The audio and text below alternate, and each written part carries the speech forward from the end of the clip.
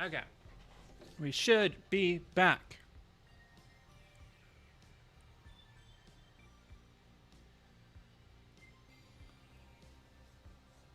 Are we so back? Hell yeah. We're so back, everybody. Never been more back than we are right now.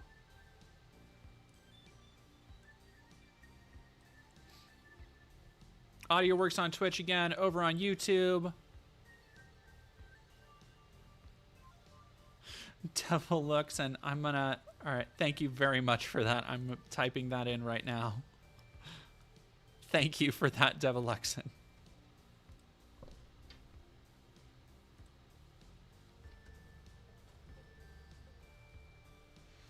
I have to run that through a file thing, but thank you.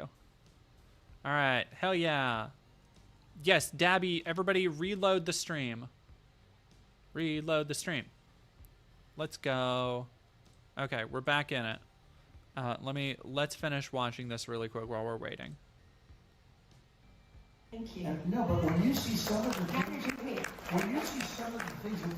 that's another, you know, like, why would somebody want to have an open war? Why would when you see some of the things that they want people to do. And yo, what? I like to say that we're the party of common sense. I mean, we're conservative and all that. Yeah, no. Walls of common sense, right? All of the things we're talking about, no men and women's sports, no gender operation. I mean, these operations, it's crazy. You know, I don't know if you know, Europe has gone totally away from it now. Yes, sir. We're way behind them. They don't do it anymore.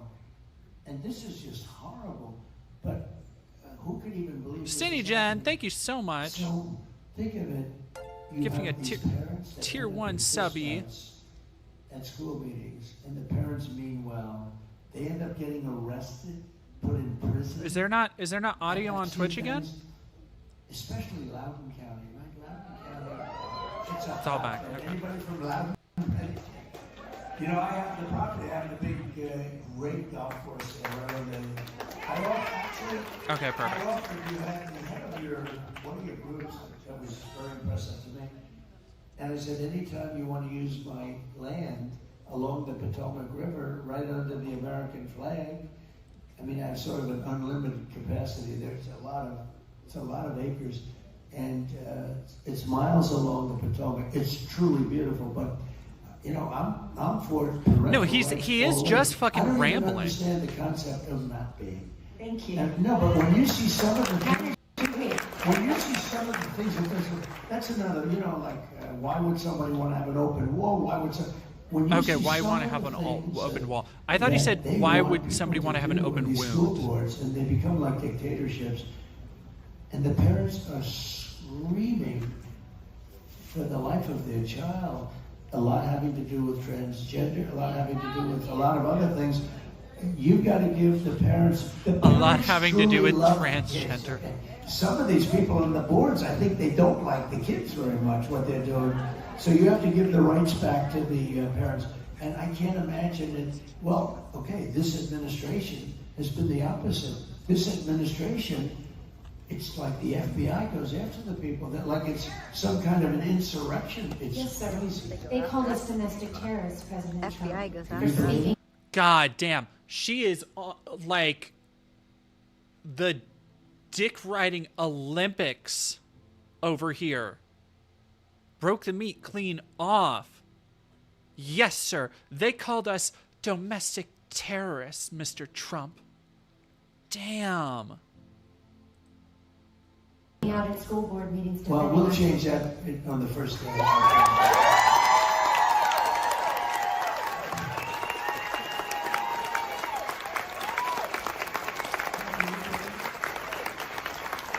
You are not a domestic terrorist or a terrorist. We do have terrorists coming in, and they're coming in by the thousands, but you're not one. Back to the wall. Let's go. Play the hits, Grandpa. And you know, the president can do that very easily. But you just wonder, where's Tim Pool's dad? Are you?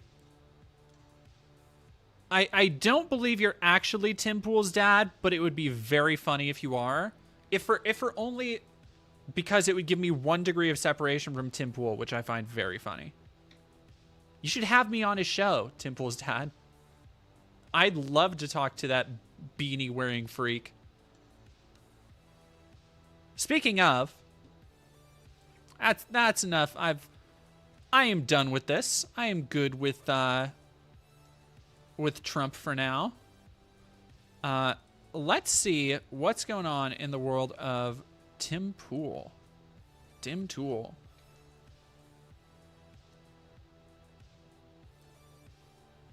The goat is here. I am not his producer. I watch Tim Pool's dad sometimes.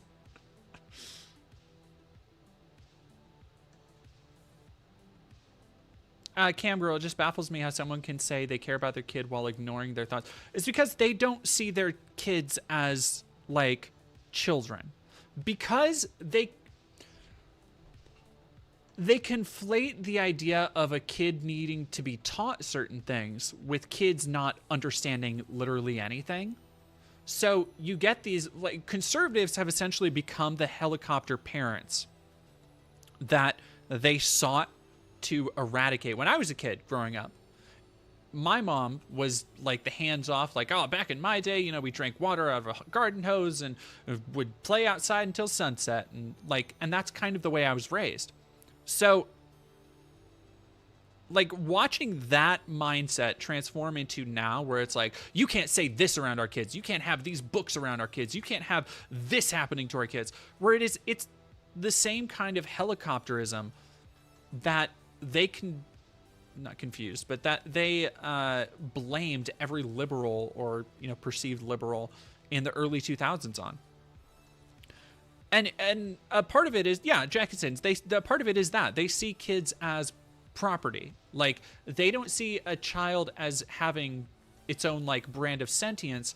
They see it as a spin-off of themselves. They see it as an extension that it will grow up to have their values. It's going to grow up and believe the exact same things. And if it doesn't, then they will retaliate with force until it does. And you see this across so many things of, like, oh, the kid doesn't want to be the same religion. The kid is gay. The kid is trans. And then, you know, some tough guy dad is like, well, not in my house, and goes and beats it out, quote unquote, beats it out of them. What they're really doing is actually beating hate into them, beating resentment and further psychological issues into them.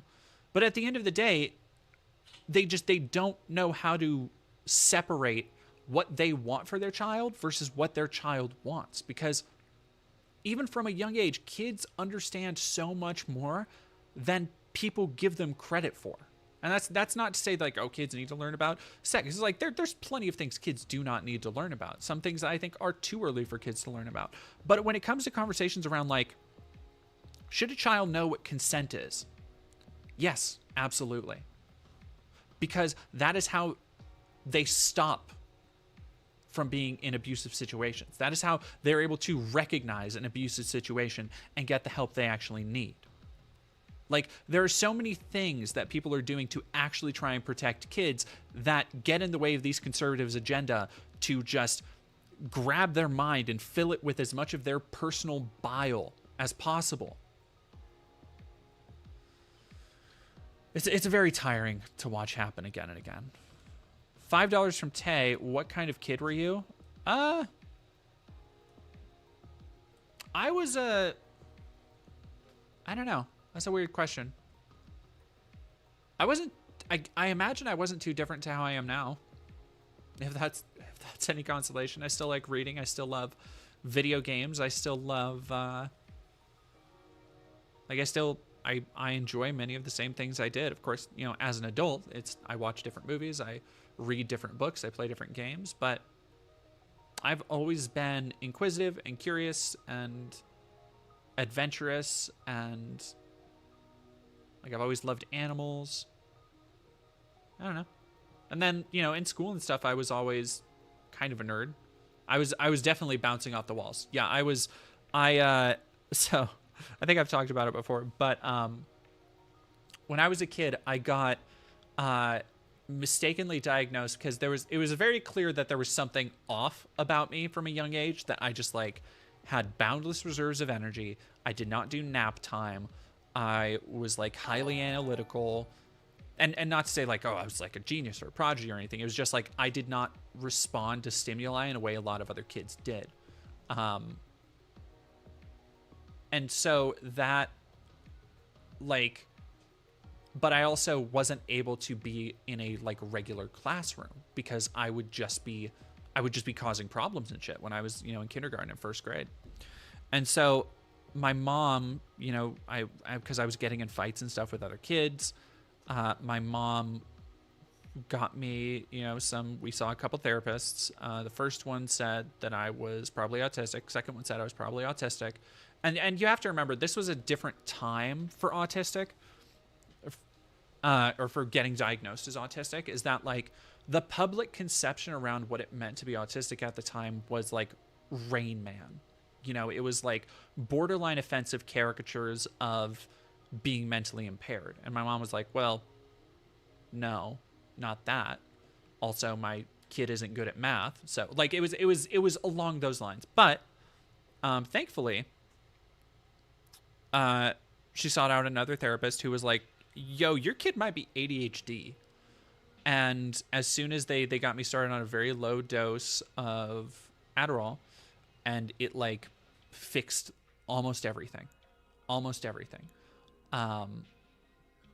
Where like suddenly I was able to not just retain knowledge, calm down in school, be able to better regulate my emotions. It was a total chemical balancing for me that, like, if I hadn't had, I would have been like, I never did amazing in school, partially because I have a lot of, and hey, if there's any ADHD people in the chat, I'm sure you can relate to this. Like there were a lot of times in school where it's like, I don't want to fucking do this work. It's not that I can't, it's not that it's too hard. It's that like, I get it. I don't want to go through this. This is boring.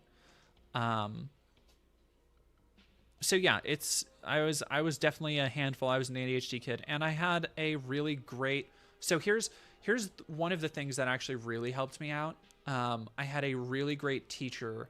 So I went to public school for a year or two, and I was actually in a special ed class because I was ADHD. And again, early 2000s, like very different approach to all this stuff. But it was also like, it was a special ed class, and it didn't have that many kids in it, but it was also not fulfilling what I like, the rigor that my mom wanted me to have. And so my mom ended up taking me out of public school, and I was in a church school for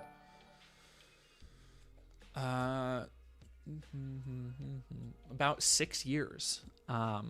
And that was the best thing that happened to me, because it was a really small church school. It allowed me to form friends in a community. And the teacher, like, it was basically 12 kids, and it was grade 1 through 8, I think. And one teacher to help out everybody. And it was a really, like, that was where, my teacher there allowed me to, or he was very good at fostering kind of my creativity and understanding, like, my workflow in a way that even teachers in high school and middle school weren't able to really get on board with, where like he would get that I would zip through a fucking homework sheet and I would just be done, and that's why I was reading at my desk, and that's why I was drawing or doodling, and kind of give me that space to do that. And I think I owe a lot to that, because that was a very foundational space for like the creative aspects of my personality. Amy does art. It honestly, as church school goes, wasn't bad. It was a Lutheran church school, so like, a lot of people, when they think of parochial school, they think of like probably Catholic schools with like nuns rapping people's knuckles with rulers, and it wasn't like that at all. I was like, don't get me wrong, I was a troublemaker for sure. I may or may not have flooded the church bathroom once or twice. May or may not have snuck some communion wafers as snacks. Like, I did some shit, but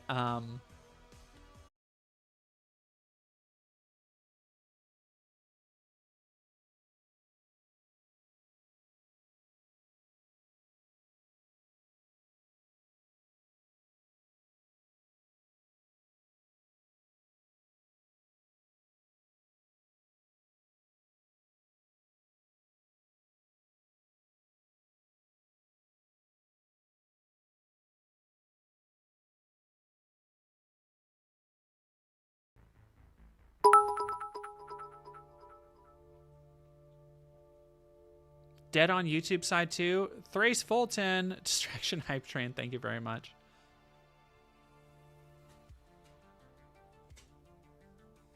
What the hell, man? Are we back? Are we so back? We're so back. It seems like we're so back on YouTube. Hell yeah. All right, can everybody hear me? Is everybody safe on Twitter? Or on Twitch?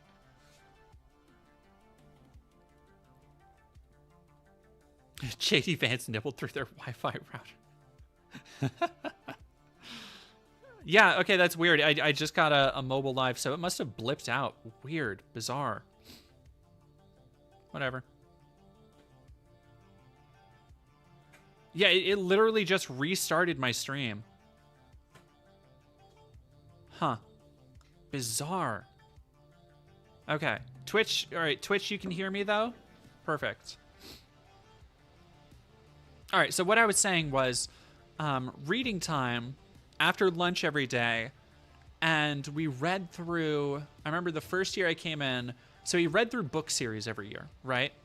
And they read through, you know, I was there for 5 or 6 years, and over that time we read through all of the series of unfortunate events, several of the Redwall books, a bunch of Laura Ingalls Wilder, some other stuff here and there. Those are the big ones I remember. There was another fantasy series I don't remember, but just like good classic literature for kids.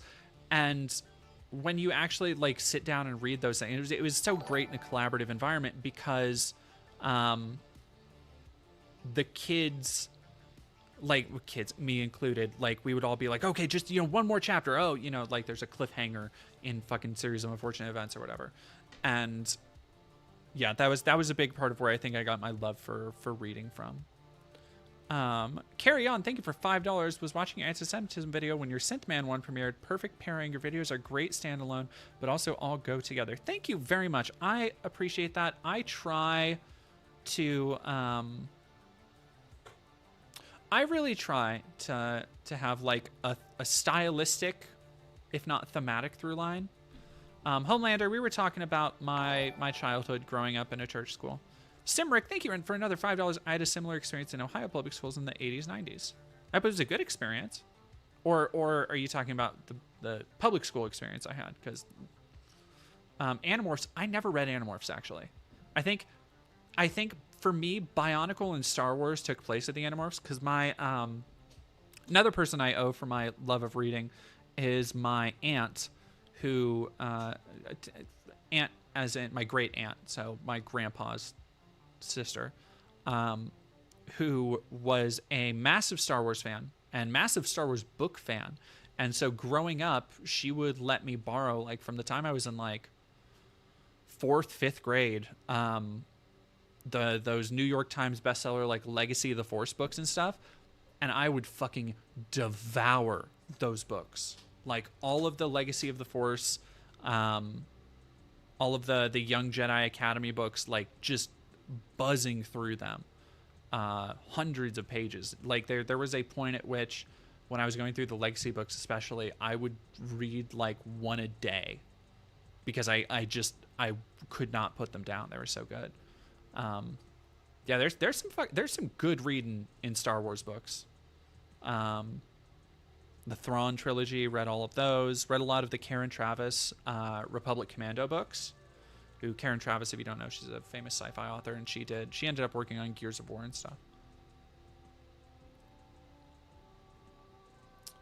Okay, I'm gonna go refill my water real quick. Thank you for taking this little walk down memory lane with me. This is what happens when people send money to ask questions. I go on tangents. Stop it. All right, I'll be right back.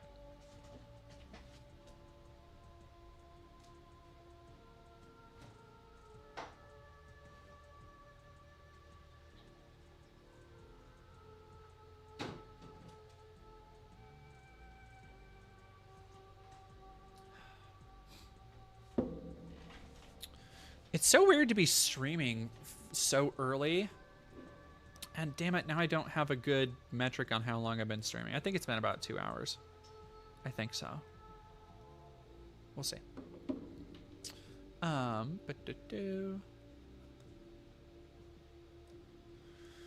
So to get to dim tool.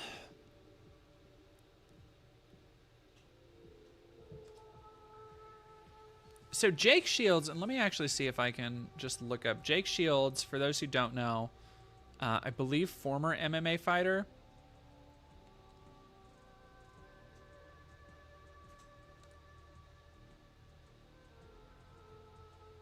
Had no Nazi piece of shit Nick Fuentes on his podcast.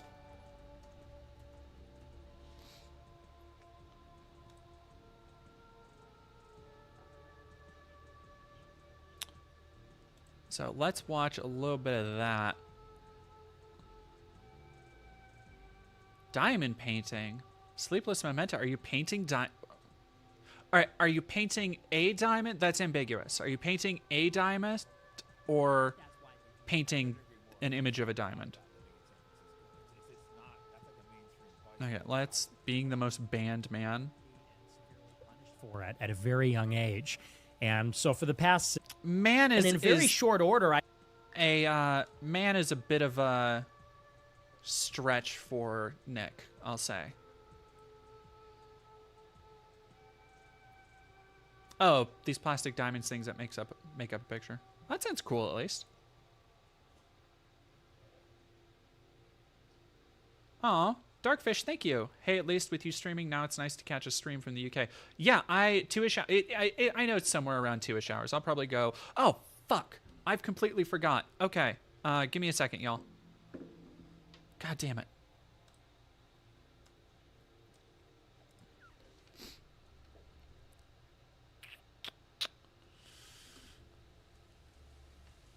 Okay, there we are. I wanted to put in to the chat some people have reached out to me, and these are more urgent than I'm planning on doing another charity stream sometime this month. But some people have reached out to me with issues that are a little bit more urgent, which is why I am going to pin that. I just sent it on the Twitch chat. If you can give a couple dollars there, I would greatly appreciate it. There is a trans person who is facing medical issues. Their friend reached out to me to help try and get them some support, and I'd really appreciate it. I have 2 links, so I don't think we're gonna get that fully funded. It would be fucking rad if we did. But yeah, I have been trying to find the time, because I have another video I'm working on right now already, and I have plans for videos through November, I believe, for now. So I don't know when the next stream will be, but I'm going to try and do sometime probably in 2 or 3 weeks another 24-ish hour mutual aid stream with some special guests. I would really appreciate it. However, if in the meantime you can share the links around, help donate, help people get some help that they need to for housing and medical issues. And thank you. Yeah. Why is...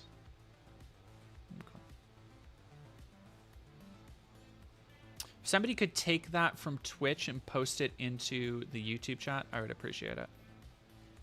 Any ideas on what special guests? Yeah, I have a couple that weren't able to make it to the last stream that I'm kind of gonna try and get in, but ideally, if everything works out, I'd love to have Stephanie Sterling and Maggie Mayfish, because they both wanted to be on the last one, but the timing just did not work out. So yeah, Stephanie Sterling and Maggie Mayfish would be the two of the special guests, and then I'm sure, you know, Jesse Gender and Mia Moore and Benny from Young Turks and Radical Reb, just all the cool people who were there last time. Katra, Hoots. I'd love to have Kay on. I'd love to get Kaylin on. They were super busy last time I asked, but hopefully if it calms down a little bit more, I could have them on, because them and Hoots would be great conversation. But yeah, those are just some of them. Oh, cringe razor commercial for righties. Well, let me just go ahead and check that out before we get into the Nick Fuentes files.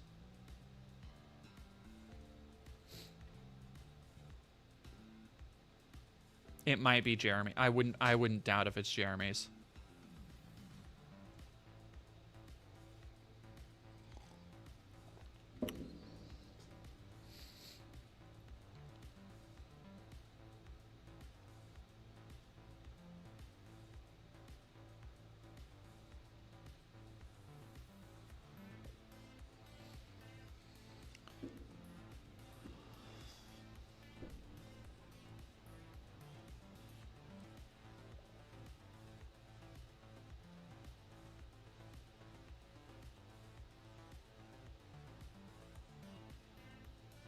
Only mods could post a link in YouTube. God damn it. Melody no surname. I don't know Melody no surname, I guess. I am unfamiliar.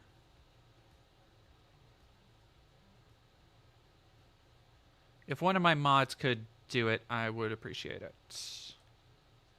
I don't know. That's really weird, Yenzo or Mockingbird.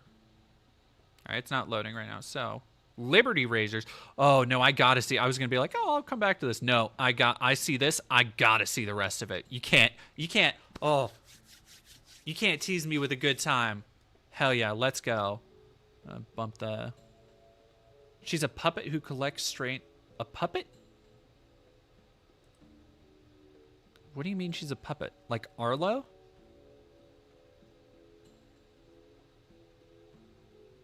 Like she's a puppet like Arlo is a puppet? Or she's a puppet like a Manchurian Candidate? We meet Harry, a classic soy boy. He is vegan and likes to eat bugs while watching TV with...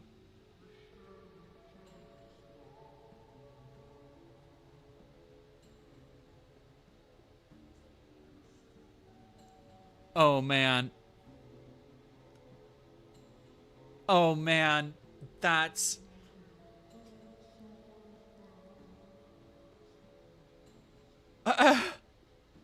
That's incredible. Already, banger start. Like, 3 seconds in, and they're already a parody of what conservatives think leftists and liberals are. Oh my god. Okay. It's gonna take me like an hour to get through a minute. This is fucking... Oh yeah. Okay. No, you done good by linking this one. You done good. I might bingo card in 5 seconds. His wife and wife's lover, and spends his time hating white men on social media.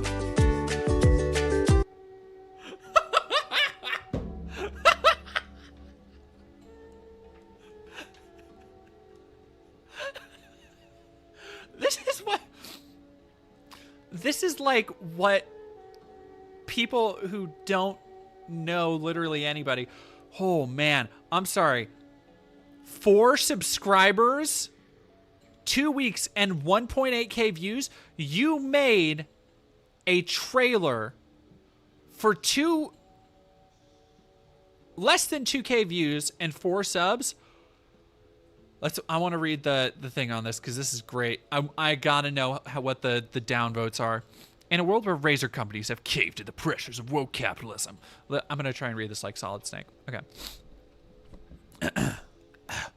In a world where razor companies have caved to the pressures of woke capitalism, Liberty Razors takes a stand for real men who refuse to be lectured by brands pushing political agendas. While the others bow to the politically correct and support movements that insult traditional masculinity, we're here to provide a refuge for those who value their manhood and aren't afraid to show it. Liberty Razors is the first non-woke shaving club that cuts through the nonsense. We're not about virtue signaling, we're about giving you the best shave without the BS. Proudly rejecting woke capitalism. We're for men who stand their ground and shave like it. I wish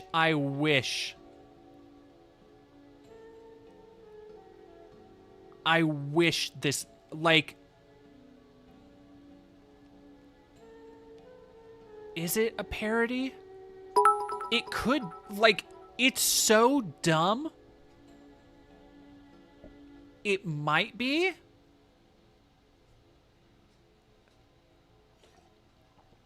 Yeah, that's the thing. It's like, it does read, like, it legitimately reads as parody.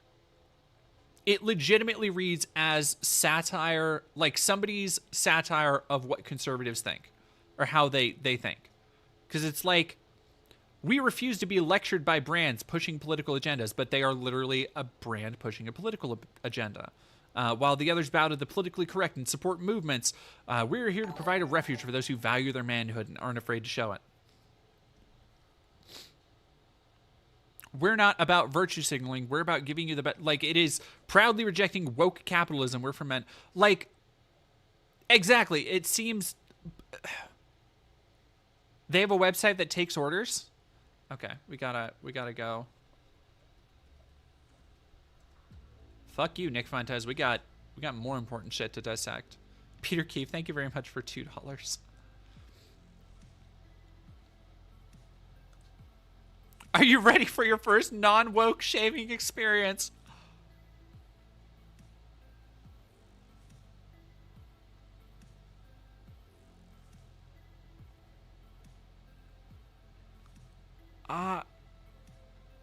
Okay, what's the get started? What are we talking here? Because I'm willing to bet that much like all of the products on Daily Wire, this is gonna be a fucking like drop shipping type deal. They only have 2 videos. Ergonomic handles. All right, what do we get for $45? You get 8 razor blades. That's not ergonomic handle, control, close shave, formulated shaving gel. That's not the worst thing in the world. Subscribe. Wait, hang on. One-time purchase. Huh. That's it. Where's the quiz? What's the quiz? All right, let's do one-time purchase. Where's the quiz? I wanted the quiz. Okay, I need to know their story. What's the lore behind Liberty Razors?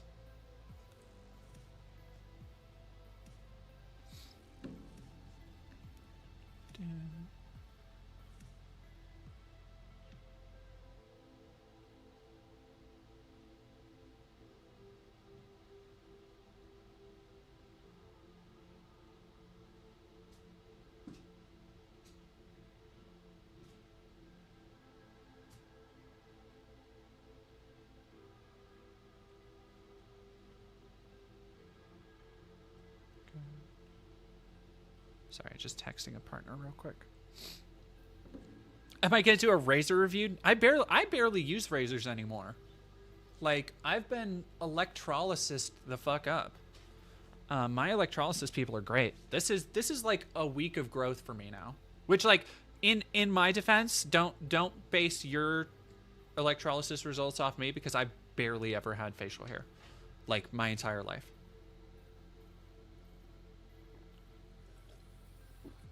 I don't like. I want the. Where's our story? What? That's not our story. Masculinity isn't toxic. The woke razor companies have taken their side in the war on masculinity. We've all. Oh my God! No, I think this is real. I think this is real. Wow. Harry's continues to push their heterophobic woke agenda. So this is just like worse, more mask off Jeremy's, right? Like that's what this has to be.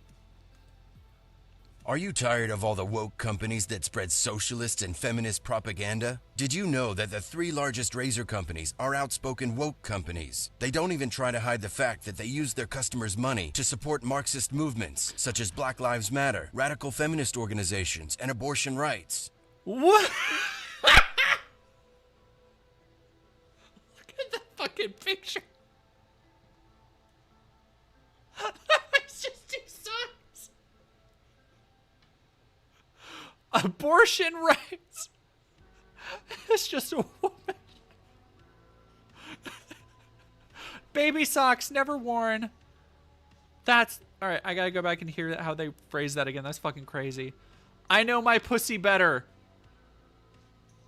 That's not Black Lives Matter then. That's... Wait.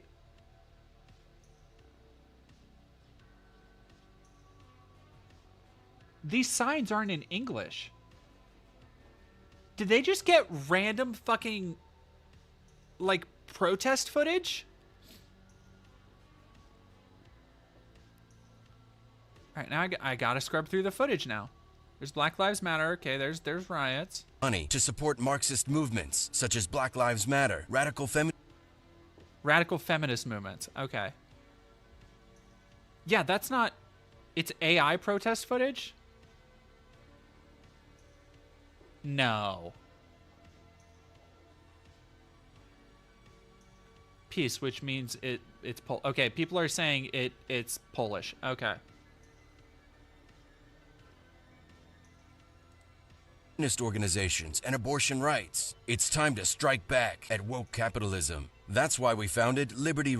I think it's just Polish. I don't necessarily know if it's AI. We don't need to. Yeah, like I was like I understand the knee jerk to be like, oh, that's AI.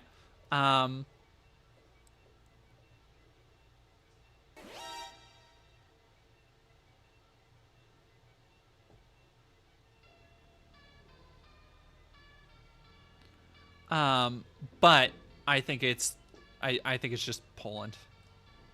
Yeah, that's just the way Poland looks. Razors. Are you ready to have your first non-woke shaving experience? Buy your razors at libertyrazors.com. Don't let the boys watching today be the girls of tomorrow. Okay, first off though,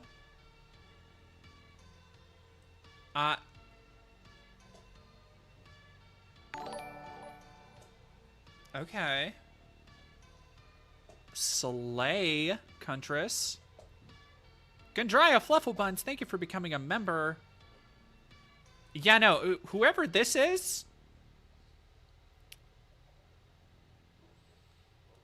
Okay, wood.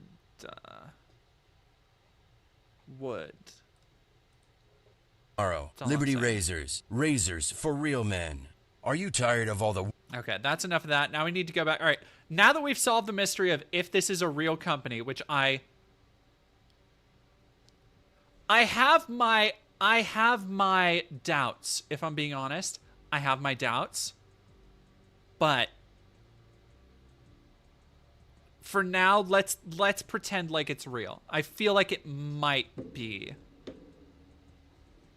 It's so over the top though. It's so ridiculously overdone. I don't know. All of these men look kissable. What are you talking about? Sleepless Lamento. If these are super mask razors, what happens if their eyes if a woman uses it? A woman can't. It's that Dr. Pepper slogan. It's not for women. Hazel NQ, thank you so much for subbing with Prime.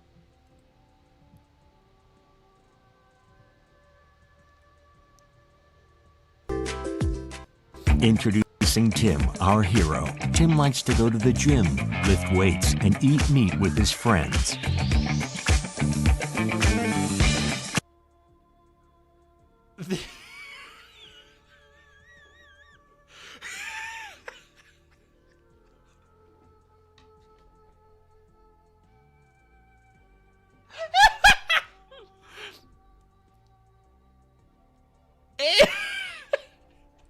This is just that fucking Always Sunny sketch.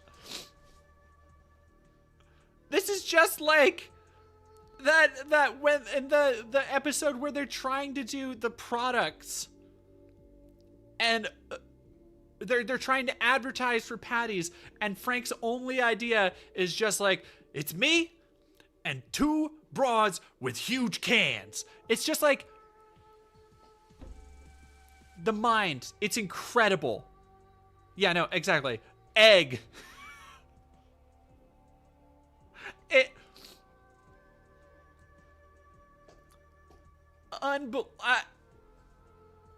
And I know that, like, uncooked ass steak, these poor girls they hired off of a modeling agency. Harry is facing a profound personal decision. He doesn't know which razor to buy. He loves Harry's razors for its support of the LGBTQ+ and trans movement. He also loves Dollar Shave. The audio is definitely AI, I feel. Like, I think that audio, it just doesn't have any real cadence behind it. Gobsvenson, thank you very much for $10. Goodness gracious, I appreciate it so much. Although, while I do appreciate it, and I do need, I don't know, I'm in this weird spot where I haven't been streaming much because I've been very busy with other projects. So, like, my stream income is going to be lower this month, which is fine. So, but I'm trying to stream to get it back up. However, I also do want people to go to the GoFundMe link posted, especially on Twitch. And if you can give a little bit there as well, I'd appreciate it. I've gotten a lot of very generous donations this stream, and I appreciate it so much more than you guys could ever know. But if you could spread the love around, show some mutual aid, help some people who desperately need it, far more than I do, I would very much appreciate it.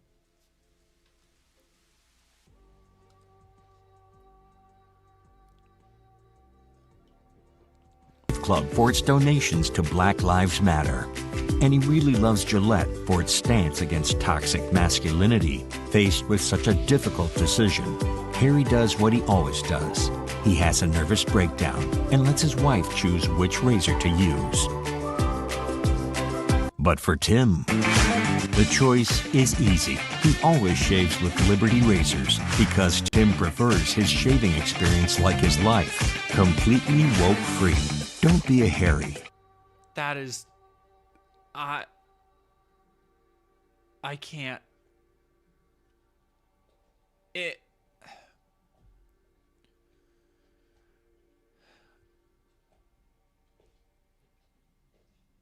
Like, I can't tell if it's...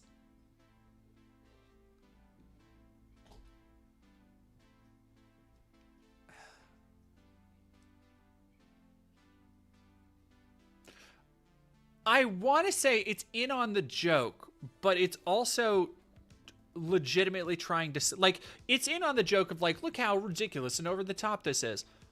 But it also is trying to push that joke as the actual, like, point it's trying to make. Of, like, we're not woke and we don't have... our wife isn't cucking us and choosing our razors for us, and we have bitches in our house. And it's just like, it's a perfect example of, like, why conservative comedy doesn't work. It's because they can't remove themselves enough from the equation, right?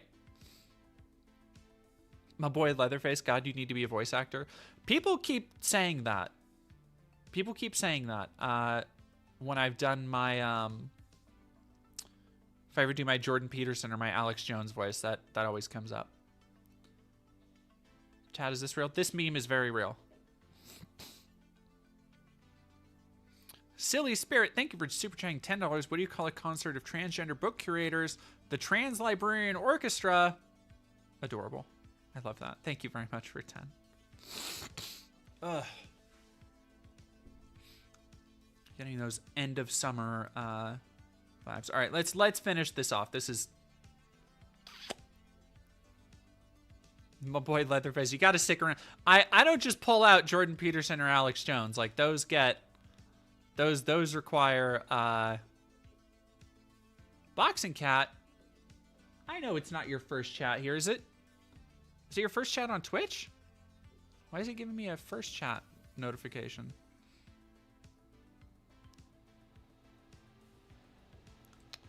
All right, give me 1 second.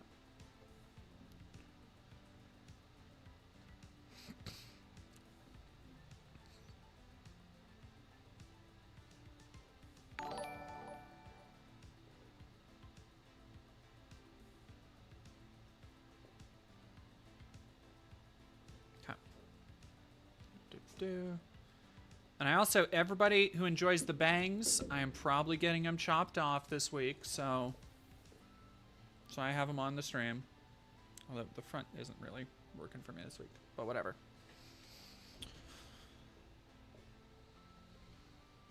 Simric, thank you for another $2. I'm a cishet dude. This is cringe. No, like this is whew. This is like sub Lady Ballers, honestly, if I'm being real. Do like Tim. Stop funding the woke corporations. Embrace your masculinity and buy razors at libertyrazors.com. Liberty Razors. Razors for real men. It's just a fucking Always Sunny bit. Ridiculous. I don't know. We'll see how the bangs go. I'm mostly just getting my blonde touched up. So I'm gonna see. I've been really obsessed. My partner pointed out to me, but the main actress in Smile 2,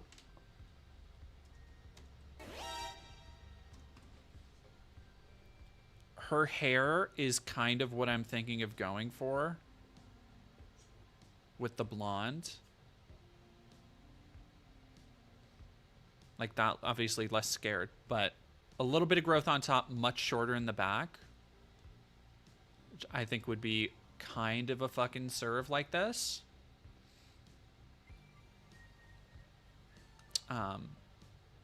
Very into that. Are these razors endorsed by Dr. Mantis Toboggan? Is that Captain Marvel hair? I guess it is a little bit. Kind of. I don't know. I want something that's like slightly more mask because I have a weird, like the back keeps growing really fast. Whatever. It's fine. It's fine. Homelander hair.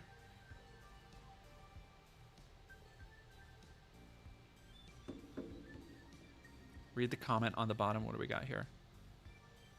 Does that make products worse because they're woke? Also, why is it bad to have a loving wife that takes care of you when you need it and vice versa? I love 23 hours ago. Yes. All right. What does Liberty Razor say? Glad you liked it. It's based on a true story. Song, and I have to click on the ad and come to the video to congratulate the head of marketing on this company. You guys are the best. Definitely buying your razors. So they are paying right now. That's rough. That's roughness right now. That's rough. All right, let's go listen to some of Nick Fuentes on the Jake Shields podcast. I started to ask the related questions, which are, why do we have to veto every resolution, even if it's against our interest? Why do we send them foreign aid? Why did we fight in Iraq? You know, and it really snowballed very quickly. And at that time, I was friends with all the Daily Wire writers. A lot of them were in Boston, where I went to school, and I knew them all. And I would ask them, you know, because you're in college, and that's actually the spirit of the right wing in politics, is open debate, the marketplace of ideas. Like that, like that. should I meet him? Is this going to get me ostracized? How much money is this going to cost me? Or because they were so after you, they didn't just go after you, they went after anyone that associated with you. Guys lost their YouTubes for putting that you is on. Duck Guys got Fuentes. ostracized. So they went after anyone that would even associate with you. And like, I'm like a brave, self-employed guy. Hey, and it was even in my mind, Manifest. should I meet this kid? I mean, so I say kid's a lot older, but no offense, but it's like, but then I'm glad I did meet you because I realized I was completely lied to. And it's just, so I guess the question is, what did that feel like being that ostracized? I believe you were 18. Yeah, that's right. When I was 18. Well, you know, it's a very strange thing because I think a lot of us are on this journey now. You know, we're realizing that things aren't exactly as they seem. And Now, it's very interesting. He's not saying he's not saying explicitly what Nick was ostracized for. Like, for example, being a fucking Nazi. Of course, Jake Shields is also incredibly ridiculously anti-Semitic now. So he's basically kind of just closed captioning's on and fundraiser link. Okay. Banana Brains, you might have to go get the fundraiser link from... it's in the, if you still have, it should be tabbed in Discord. It's in the same doc. It's the second one, the second link. Yeah, if not, I can link it to you. But like, will I call Nick Fuentes a twink or not? No, he's not a twink. Otter, maybe. Sancho El Fantastico, thank you for super chatting $10. When Halo free for the Xbox 360 shooters, you are you awesome hero. See, so what I'm thinking is eventually I'm gonna have to do. I think I'm gonna do the three greatest at some point, just to like measure them out, because Halo 3, Gears of War 3, and I would probably say Modern Warfare 2 are probably the best at that level. And Mockingbird, thank you very much over in the Twitch chat. Yep, that is the one. That's the one. Mockingbird. Oh,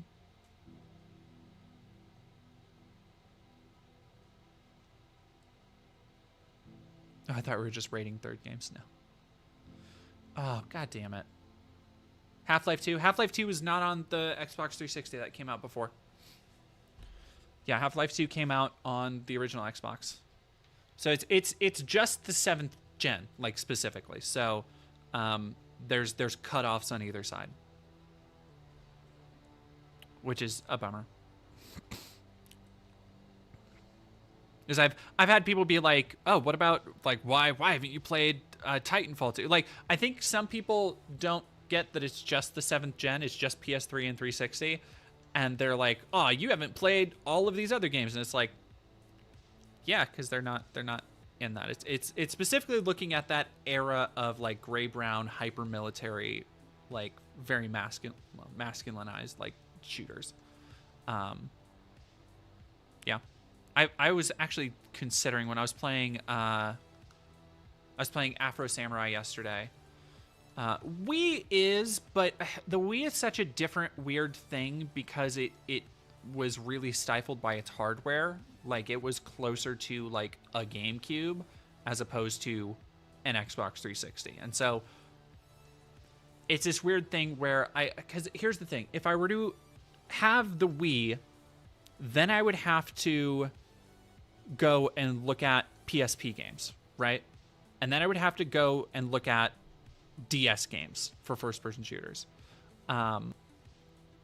Carry on. Can you make a community post with a fundraiser link? Just a thought. I might. Call of Duty mentioned. Yeah, I've played. The most recent episode was the first Call of Duty. I actually to tell how many games I've ranked on that series, and you can go check it out over on YouTube. I just hit like 50 games ranked and reviewed across all 17, 18 episodes. And cruise control for cool. You bite your tongue and hold that thought. And I just did my first Call of Duty. I've done one Call of Duty and one Halo in like 50 games I've ranked.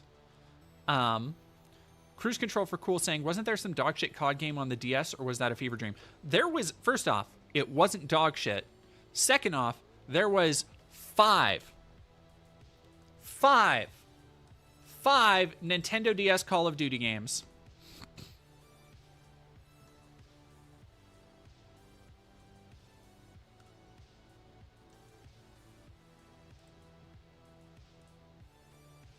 Yeah, Borderlands 1 will get one out there eventually.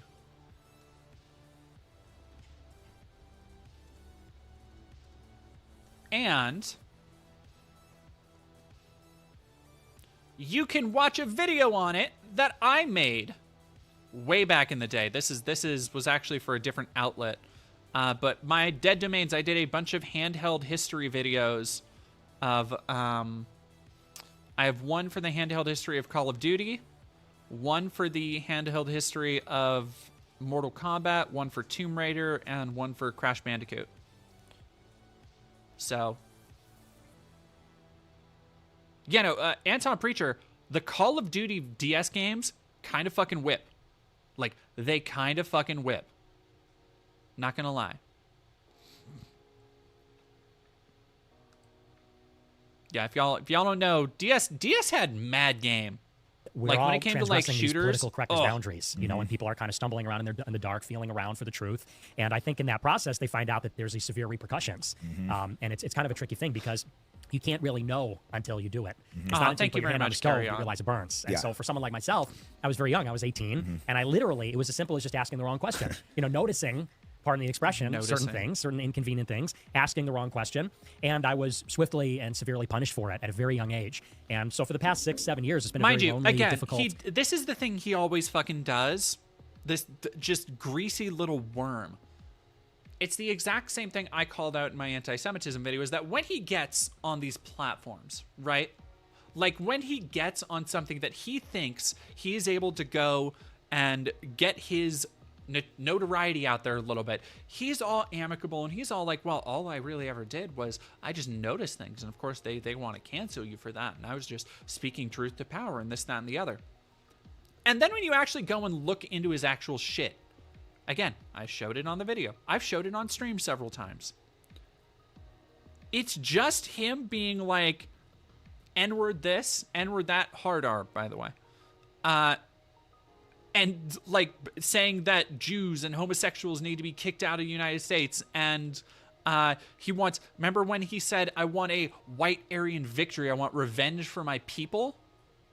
When he said that, like, he's just such a fucking disingenuous little shit. It bugs me so much that people ever buy his grift. Ugh. Not applicable, thank you very much. Oh, Voxcast to Nowhere, thank you very much for one dead domain membership. I appreciate it. For gifting it to non-applicable.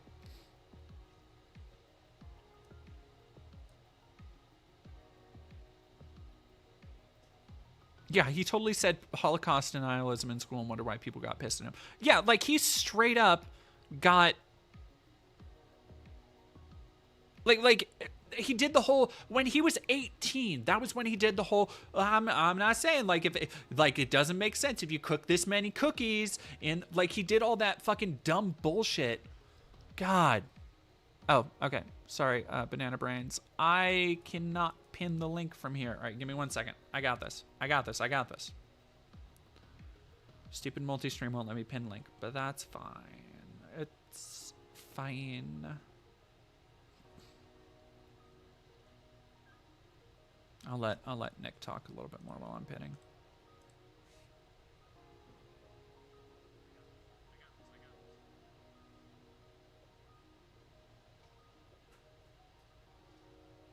Okay.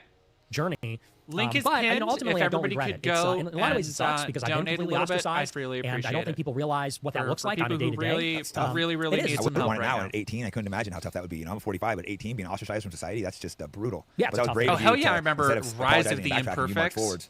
If you want some of the worst fucking Well, and, you know, I realized from a very early age, and Worst when I started fucking, that I was like, and I character really, designs you from know, not that to be self-righteous, but era? I joined Oof. politics for the right reasons. You know, a lot of people get into this stuff, become career I haven't watched politicians Moist or career Critical. commentary I don't because really they watch wanna be Moist famous, Critical. they wanna get rich. Manifest thoughts I on was always things just Black passionate Ops about 6. politics. I love the country. I've and I seen went where the some truth cool led me, stuff. I and think the never looked back. omnidirectional And, you know, there was movement always sounds something really in me neat. where I said, if people don't want to associate with me because of politics, then they're not good people. I Headset think you're either a stuff super boring is person or you're a very awful. shallow person. You're Like, just I not think that it's- I interesting. think that's gonna I'm be interested in the people that really break the rules, annoying and to have deal something with. different to say. So it was never a huge loss. I mean, it's more difficult this way, but I feel like in the long run, I think you'd probably agree, it's more rewarding because you meet a lot of good way people. more rewarding. But I was also in a situation where I was already extremely popular, so no one really wanted to disassociate with me. So I can Right. still walk through all those scenes. Guys know they can't really ostracize me that easy, so I can still cruise through these things. People still want me. Maybe people don't like me. They still think they can get something from me. So I haven't I felt could, anywhere near the see this repercussions you playing have. on So Spike did you lose a TV. lot of like personal friends? Like in I high could school see and- that. All of them, yeah. I Like, had, this- I had a friend group this that has I a was very- with in high no, school. this It was has like a 7 very or 8 guys, Spike and I was TV friends with them throughout actually, the whole 4 like- years, and we were pretty close.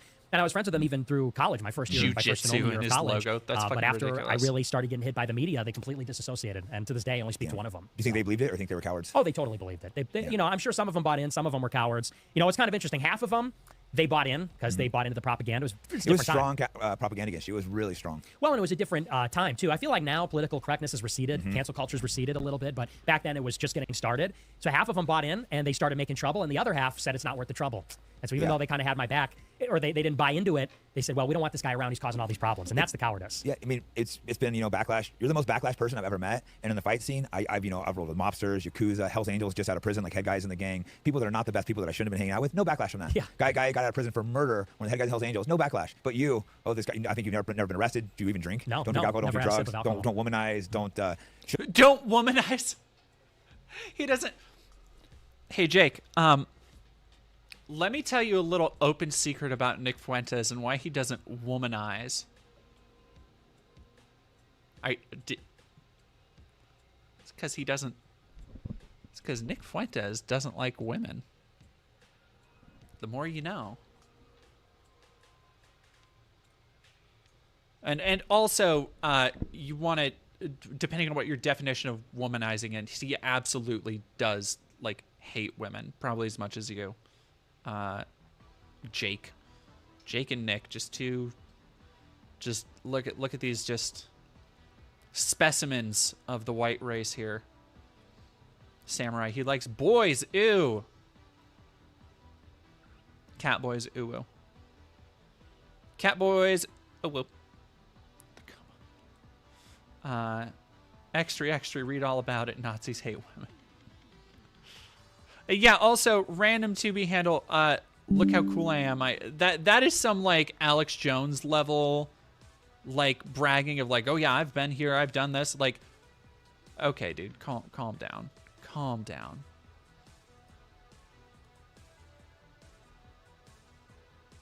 No, I think everything I've seen about the Black Ops beta seems should be someone like, people look up to, and fingers that's the ones that crossed, can't the associate best with it's been in But I'm years. kinda like, fuck you, you But can't I really also feel associate like a with lot of people say that every year. And the thing is about that is people, I feel like, have this presumption that all these political trends we're seeing are Bye, organic. Sleepless it is Amendo. the way it is. People think that these are just the times we live in. When they see the craziness, they see, that the government's totally corrupt, the country sucks. People just kind of have this complacency where they say, well, that's just how it is. This is just a sign of the times. Okay, I want to know what Nick said to get canceled, or what he's gonna portray. I've been pretty fortunate with the himself as people. I saying. think because I was in a position of power already when it happened, I've been harder to cancel. Yep. Being self-employed. What were the first things you said that started getting you canceled? Well, the very first thing I said is that it's actually super ironic because everyone knows me as like a reactionary, super right-wing guy.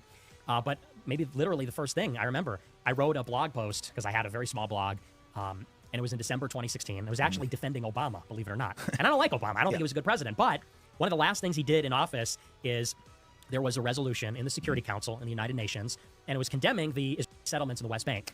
And Clearly a good thing. right, it's a good. Well, and not only is it something that Mockingbird, you'll notice the camera angle makes him look short, but it also helps that like Nick hunches all the time, and it's something like, look, I'm trying to work on my posture. I fucking I sit at the desk and hunch over a lot, like way too much. But if you ever watch him on stream, he's always like hunched together like this, leaning on the desk. And I think he's really gonna have fucking back problems later in life. agreed with at the time. But also, it's undeniable that that is official American policy since 1967. Republicans and Democrats, the official, formal diplomatic posture of the United States is that we do not approve of the settlements. We consider them illegal. And so the resolution went to the floor on the Security Council. It's condemning the settlements. And the Obama administration instructed our ambassador not to veto it. Because typically we veto those resolutions. United States, with the other P5s, permanent members, have veto power. And so typically we will sink and veto and banish any resolution, even if it would pass. But Obama declined to veto it. And he instructed the ambassador to abstain. And so it passed. And I remember, because I was a conservative, and I still am, I saw Shapiro and Daily Wire and Fox News, the whole right-wing media machine. They said Obama is the biggest Israel hater. He's an anti-Semite. He hates Jews. And I said, well, hang on a second. I'm like, whether you support what he did or he didn't, it's the official U.S. policy under Republicans, under Democrats. So what he's doing is what's in the interest of the United States of America. Maybe it's not in the interest of Israel. And the germ of the idea was that America's interests and Israel's interests aren't identical. And that's like a big, that's like a big revelation because they kind of believe that, you know, and they may be similar, they may be very similar, but they're not identical because we're two separate countries. And you know, that actually, They're similar, but they're not identical. Okay. means something. Like America should have sovereignty and be able to conduct a foreign policy for the benefit of Americans first, not for other countries, whoever they are. And so that was really the germ of the idea. And in very short order, I started to ask the related questions, which are, Oh, okay. I can't. why do we have to veto every resolution, even if it's against our interest? Why do we send them foreign aid? Why did we fight in Iraq? You know, and it really snowballed very quickly. And at that time, I was friends with all the Daily Wire writers. A lot of them were in Boston where I went to school, and I knew them all. And I would ask them, you know, because you're in college, and that's the spirit of... This is, again, this is completely obfuscating that around the same time, like he is trying to do, he's doing his fucking Weasley thing where he's like, oh no, I was just being pragmatic and I'm just America first. Like I just want Americans to provide for our own interests. At the same time, he's being like I'm not a Nazi. But if you actually go back and look at what the fuck he's been saying, it's all just Nazi shit. He's on 1.5 right now. I think 2 would be too far. That's actually the spirit of the right wing in politics, is open debate, the marketplace of ideas. So I would say to Cassie Dillon and Elliot Hamilton and Aaron Bandler, why do we give all this aid? Why did we? Manifest, any tips on how to find a cute femboy? I don't know, but Iraq let me know and if so you on. figure it And out. they ran out of patience very quickly. You know, at first, Oh, they he kind of does sound. resisted. He They were sound. kind of Oh my glib. gosh, Oh, Hamish yeah, Fat you Cat. can't He talk about just. that. Oh, you're so He so sounds controversial. just like Ben. But I kept pushing. I said, no, I want an answer. I'm America first, like Trump, because I was a big Trump guy. I said, I'm America first. I'm not even less. I'm even more than I'm a conservative. I'm America first. And I said, I want an answer. And they said, well, you can't ask that ever again. And I said, well, that's a problem because there's not an apparent answer that you know kind of remedies this contradiction. And then they said, we can't do business with you anymore. We can't talk to you. And I have the screenshots. Cassie Dillon, I was very good friends with her. She literally texted me on Twitter one night. She said, verbatim, we can't be friends anymore. We're not in the same movement. You're in the You're alt-right. America first. Right? And then, but it got worse. So she blacklisted me. he's They all blocked just- me. People that I hung out with, was friends with, they all blocked me, would never talk to me. Because And you're a then fucking I got a Nazi. call from my boss because I was doing the show at that time for Right Side Broadcasting Network. Wasn't doing it independently. It's a guy named Joe Seals. And I got a call from him about a week later. And he goes, what's going on with you and Cassie? And I said, I don't know what you're talking about. You know, we haven't talked in a week. He goes, she's been calling me every day for the past 2 weeks, demanding. Silly Spirit, thank you so much for the update. Thank you guys. Just got a notification that the fundraiser is at $150 so far. I appreciate it so much. If you can share it anywhere where you think it might be, like if you have a Twitter or anything and you can share it around. Like I said, these are the fundraisers I am sharing here in these videos are much more urgent. There are people who need the money. Like they need the support. Kiwi TP, hey DD, that Synthetic Man video is fire. Thank you. I even felt kind of bad for the Nazi at some points. That is, honestly, that's the best thing that could have happened out of the video. Is not that people end up hating Synthetic Man, but that they feel pity for him. Because, like, it's super easy to hate. Like, you can just reflexively hate somebody. Like, you don't need any kind of justification for it. And that's what he does, right? But by actually breaking something down, you actually understand more about him. And I feel like pity is so much more crippling because it removes any threat, any perceived threat that somebody like him might have had, right? Like, you don't fear if you have pity on something.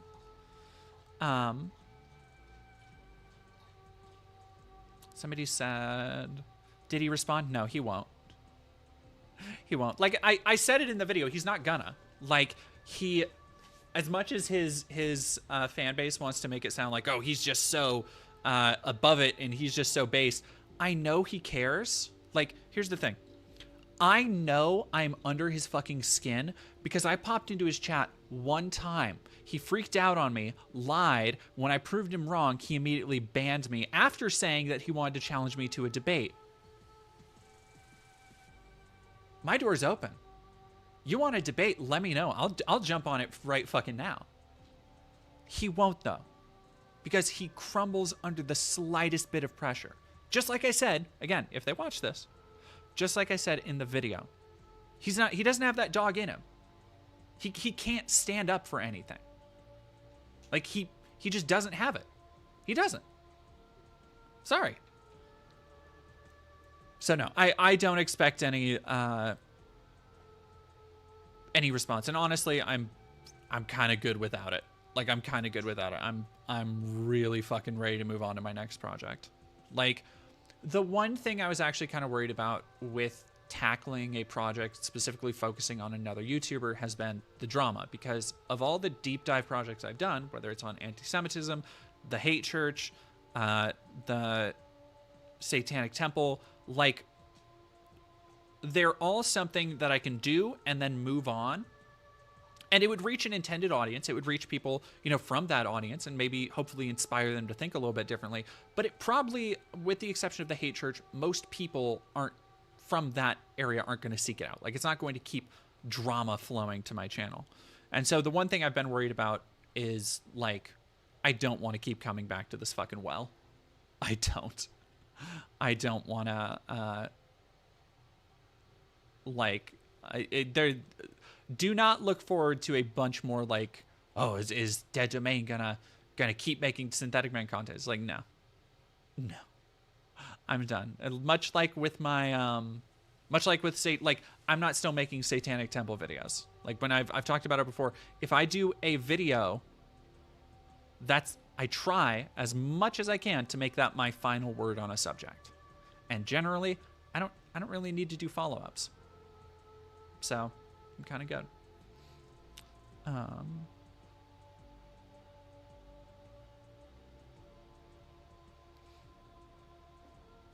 Fuck my internet.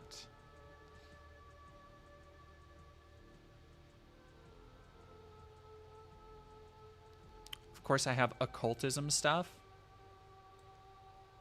Are you Klaus? Are you scared of a little lamb? Are you scared of Lamb Chop? Aw, Lamb Chop won't hurt you. Little baby lamb. Lamb Chop would never hurt anybody. Unless they deserved it. Thank you, Skate Penguin, for the lambs in chat. Goats in chat.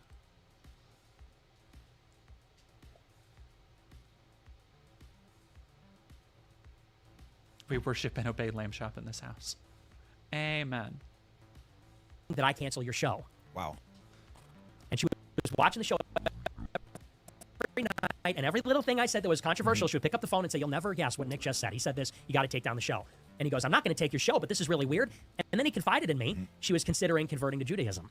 And he goes, "Don't tell her." And he'd probably be mad that I'm saying this, but he's an evangelical Christian. He said, "I've been trying to convince her, Lamb Chop is she was a living in goat. Israel at the time, and she had been over there, and she was a fellow Or at Daily should Wire." be. I Yes, said, Lamb "Wow." Chop is a goat. And then the last thing that happened is she clipped my show. I just and like first, the to name answer your Lamb question, Chop. the first big hit piece about me, she clipped my show and sent it to Media Matters. Like Media that Matters is literally funded by like that is Soros the entire and all the usual suspects. Lamb Chop is a so here goat. you have ostensibly a right-wing Republican Lamb Chop conservative is a pundit. baby She's clipping a fellow Baphomet. conservative This who's a is Trump my guy and sending it to the internal Soros lore hit piece for- mill. Yeah, so Yeah, the left Lamb white Chop. meat works hand in hand. Right, and it was some clip, ironically, where I was criticizing ISIS and I was supporting the Muslim ban, you know, that Trump passed. But that was the first big hit piece. And from then on, it was April 2017, I was tarred as a bigot, a racist. And basically, that was 3 months in of doing my show. It's like it was over before it even began for me. Wow, you were just starting your political career and got pushed 18 out. years old, freshman in college. Wow, that's Draxus, devastating. But, you know, maybe- you managed to go through it all and start your own channel. Maybe it should be called Kid Chop, but Lamb Chop is a very I cute never name. watched you. I was told you're a bad person. That you use a lot of humor. They would take the humor clips when you're joking out of context and makes like I use humor too. So they'd make it look like you're saying something you can't. Also, when I started watching you, I realized you're very, very good at breaking down like exactly what the problems are with our greatest ally. Right. So I think they look at you as a threat. Plus, you have the young audience, the Zoomers. Oh, You're probably Manifest. starting to build a good audience when they cut you off. Yeah, that's exactly right. I mean, little- because back there with so my I did something on the Morgan, campus. I debated the class have my president or little, whatever. It's a long story how it got going, but I literally did an in other real life event demonic with the goat campus from president, like my first week in friend college. of the channel, 300 Emma people Thorne. came. We debated Trump versus What have I Hillary. missed Nazi And that's how I wise? actually met Cassie Same Jones. shit. She live Like streamed it on Periscope. it's still God. I have a feeling he's just gonna fucking do this the whole time. He's just gonna do is like, oh, I was just asking questions, and I'm just a little, you wouldn't hit a birthday boy, would you? Being called racist. All right, because again, I have seen a lot of Nick Fuentes stuff. I had to do research on Nick Fuentes for the anti-Semitism piece. I've seen him unprompted call black people N-words. The idea that he's not fucking racist is so laughable. And we've talked about it before, but what I think he's doing with Jake Shields, because Jake Shields has been following him around, is exactly the same thing that Nick was doing with Kanye. And he was just siphoning and leeching off of their platform so that he can continue to remain relevant. It's what he's always fucking done. He's like a racist green goblin. My dog Jasmine loved lamb chop toys. She's a Great Pyrenees. Oh.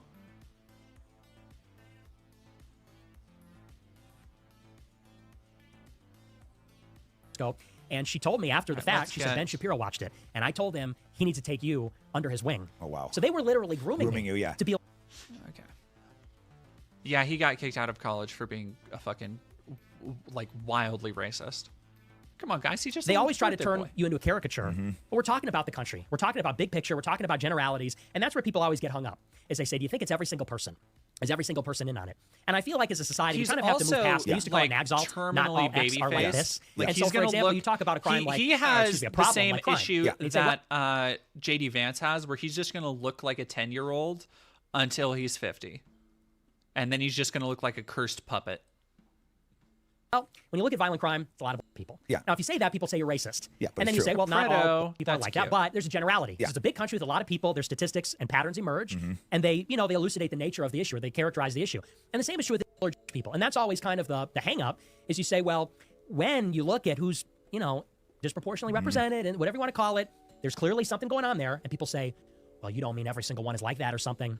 And I think that it's very important that people need to kind of grow up and have an adult perspective on things. That, the world is a big place full of distinct races, tribes, religions, and these identities people have and their ideas, they matter and they have.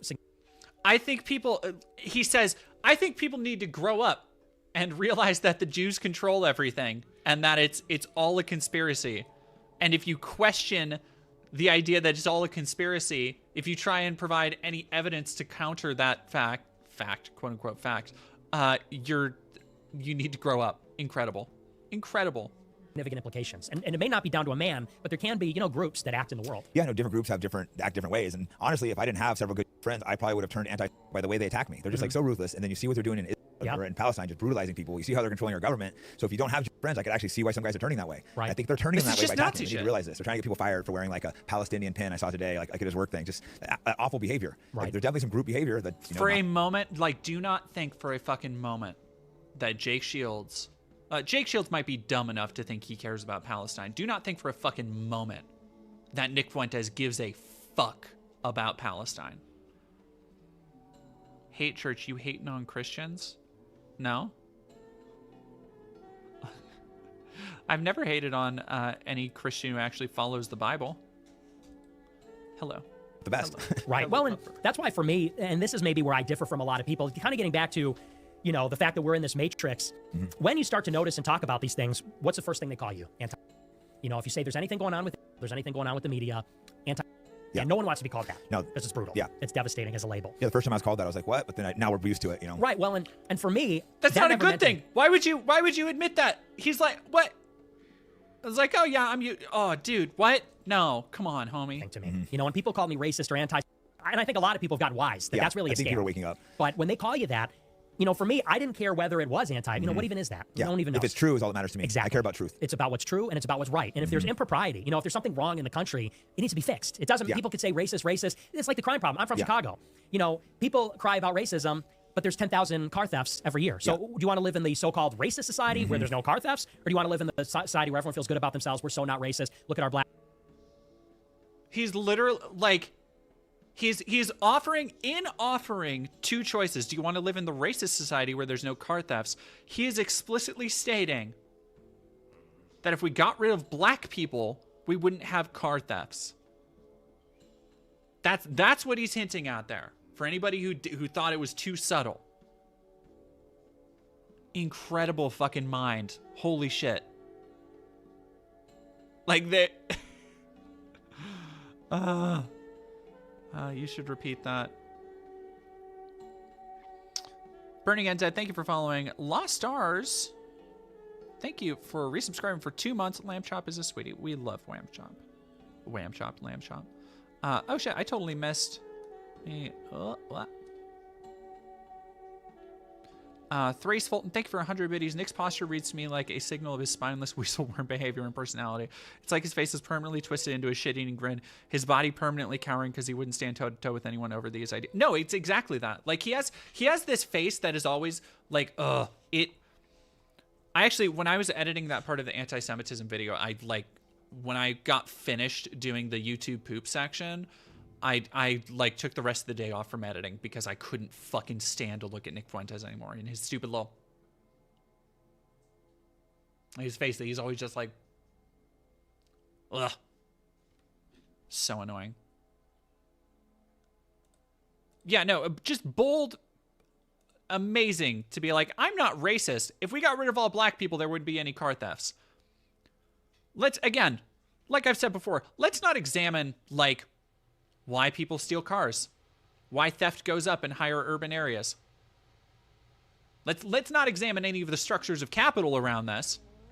Let's not examine any of the demonstrable effects of like providing jobs and education and job training to people. No, let's just filter people through a prison system that uses them for prison labor without doing any kind of restorative justice or any kind of reforming of those people so that when they go back out, they'll just get pinged right back in to be used as free labor. Let's not look at any of that shit. Let's just blame the Jews and the blacks. Good Christ. Black mayor, but they're stealing your catalytic converter at 12. No, exactly. Like I'm from San Francisco, and like I think they're like, I don't know, 5-6% of the population, but most of violent crime. And I don't consider myself racist. I have lots of black friends, but I also can admit this reality. To not admit that, if you're not admitting that, you're an idiot. Right. And people they're so scared to admit the truth they see. It's like, okay, maybe you got to look at what's causing this. By blaming it on racism, it's never going to get fixed. Well, and what kind of society do we want to live in? That's a question. You know, and what you're seeing in that issue as an example is at a certain point, BLM and these groups got together and said, well, there's too many black people in jail. They called it mass incarceration. Yeah. So they said, and they made the cops very wary of interdicting criminals because they don't want to wind up as the next Derek Chauvin. They don't want to wind up with a attorney general that's not going to have their back. So hey, what did Derek Chauvin do? They don't want to wind up as the next Derek Chauvin. Yeah, maybe they shouldn't be fucking murderers. There's a thought. Oh, jeez. I tell you what. You know, they called that the Mike Brown effect, that the police kind of took a step back and they let the crime commence. And, and the question is, do you want to live in a society where we have proportionate diversity in the prison population, or do we want to live in a society where all criminals get caught and go to jail? I want to live in the latter society. You want to hear something crazy? In San Francisco, this guy ran for DA and won. He was district attorney. I'm not going to say what kind of district attorney. He was attorney.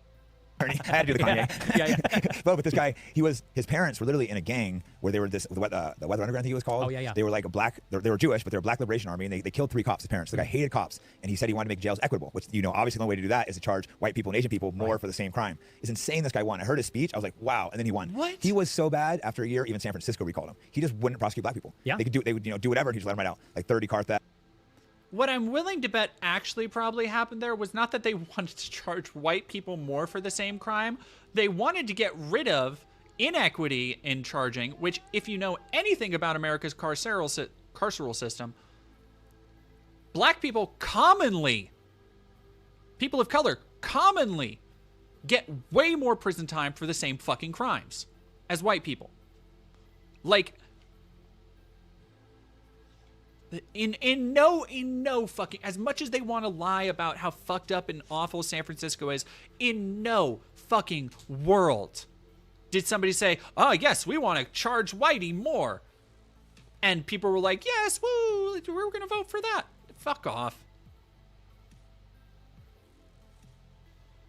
Beating up an old Asian lady. It was absolute insanity, and he believed it. It's like, how do these people, I don't know if he believed it or if he's trying to destroy America. I don't. He was trying to destroy America. His parents were communists, literally trying to overthrow a government, and then George Soros, I'm not going to say who George Soros, another one of these guys funds them, and so you see the sanity of this. Like his brain is fucking cooked by hanging out with Nick. Holy shit. I think that, for example, in a city like Chicago, when they take over the Magnificent Mile, they take over the Daily Plaza, or the Who's they, those buddy? were nice areas in Chicago until recently. People that don't know Chicago. Oh yeah, those are like beautiful areas. Yeah, it's clean. It's one of the most beautiful cities in the country. But when they go and commit the crime, the black mayor gets up and he says, well, they're not a mob. They're kids. They're teenagers and so on.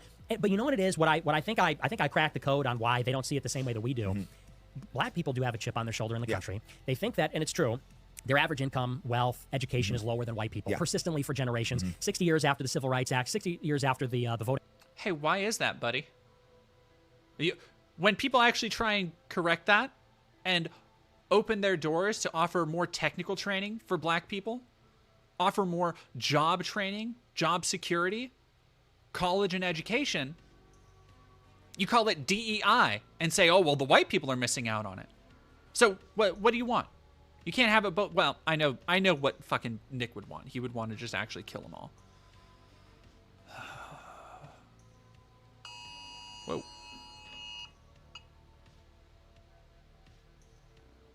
That is nowhere near me. Sorry, I just got an Amber Alert. Rights Act.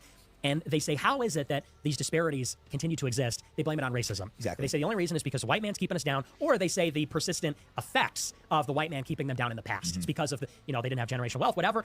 And so when they see the property crimes, the violent crimes, there's almost like a sick form of, they think it's like white people getting their just desserts. They see white people in their beautiful society and in these rich neighborhoods, and they kind of see the pillaging and the marauding, and they... You can tell how little he actually believes in any ideal of community, of the American dream, where we all come together, by just how he talks about every different racial group as if it's already sectioned off into its own suburb or subdivision, as if every different skin color is completely separate, instead of, as they both attest that they live in San Francisco, they live in Chicago, where, having been to places like that, it is a constant flowing melting pot of different people and cultures that all get along and all get by to fucking together. Like, you can just tell so much of where he's coming from just by how he's phrasing shit and how disingenuous he's being. Holy fuck. Do you actually think Nick would kill all the minorities he hates with a button press if he could because he feels like a pushover to me? I think he would. No, I think he would. If he felt there was no repercussions for him personally, I absolutely believe he would. He is so... Like Nick Fuentes is vile, not because he truly believes the shit he says. He has his stupid ass Nazi research that he'll do to justify his beliefs. And that gives him enough of an edge over other dipshits that he can convince people like Jake Shields. Like, again, people like Jake Shields and Kanye, they're not very smart people. They're not very smart people. They've never struck me as very smart people. So they're probably pretty easy to convince of conspiracy theories. And Nick has always been an eloquent speaker. He's a debate club kid. He's always been able to sway people to his side and to his arguments. That makes sense. But I fully believe that Nick at least believes what he says. And again, I want you to consider how mask off we know he's been on his show and stuff, and how mask on he's being here, and he is still letting it slip that he sees black people and white people as not parts of the country, not equals in any sense. He is lumping them both in together as something that should be separated, and to him already are separate. Like, that speaks so much to his deeper psychology. I truly believe he is a deep, dyed-in-the-wool racist. Dyed-in-the-wool racist. Hazel the Mage, thank you for subbing with Prime. Arakaria, 24, thank you very much. Fuck these two white assholes. I'm so tired of people being so comfortable shitting on us for no reason. Can't people just leave black people alone for once in this fucking country? I fucking wish. I mean, it's... Like, this is the same shit I've talked about with Nazis, just at a different scale, where they don't have anything to really cling to as an accomplishment in life. Like, the most Nick Fuentes has done is shit like this. The most he's ever accomplished in life is being incendiary. It's why people like him, incels like him, they cling to ideas around, like, oh, Western tradition and Western masculinity, and we built the civil... It's the same reason with fucking Matt Walsh. We built the civilized world, and we did that and the other. And they have all these opinions about art and culture and entertainment, but they never actually contribute anything meaningful to them. And anytime they try, as we've seen with Daily Wire, it's just a regurgitation of somebody else's idea, somebody else's art. And I think so much of that plays into their ideas around, you know, the white replacement and being racially inferior and all this other bullshit, is that if they didn't cling to this, if they didn't have this, they would have nothing at all. Yeah, no, Leto Delos, a lot of these assholes don't believe anything they say. Look at Tucker Carlson's tweets about Trump. Nick 100% believes what he says. Yeah, I fully, like, Nick is a dyed-in-the-wool. And honestly, I wouldn't be surprised if one day, and I think it just hasn't because Nick doesn't have any, like, real-life friends that he hangs out with. I think there's going to be some kind of audio that comes out like there was about Paul Joseph Watson, where Paul Joseph Watson was like, oh, we need to kill all the Jews and do all this shit. I think whatever comes out from Nick Fuentes, nobody's going to be surprised about, but it is going to be shockingly violent and cruel. Like, I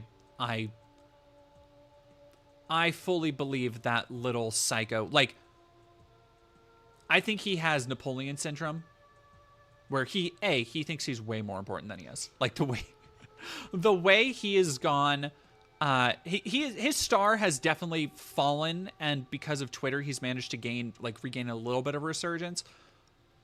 But the way he is trying to, like, go at, quote unquote, the Trump campaign recently, and, like, specifically target them and say, oh, we're launching another Groyper war on the Trump campaign for not listening to us, is like, dude, nobody gives a fuck. Like, you and your pathetic army of, like, basement-dwelling frog boys, nobody cares. Go off, Queen. Whatever. Most people have never even heard of. I'm always surprised, like, as somebody who does this, like, I do this as a job now, right? And I'm always surprised by how many people don't know the people that I talk about.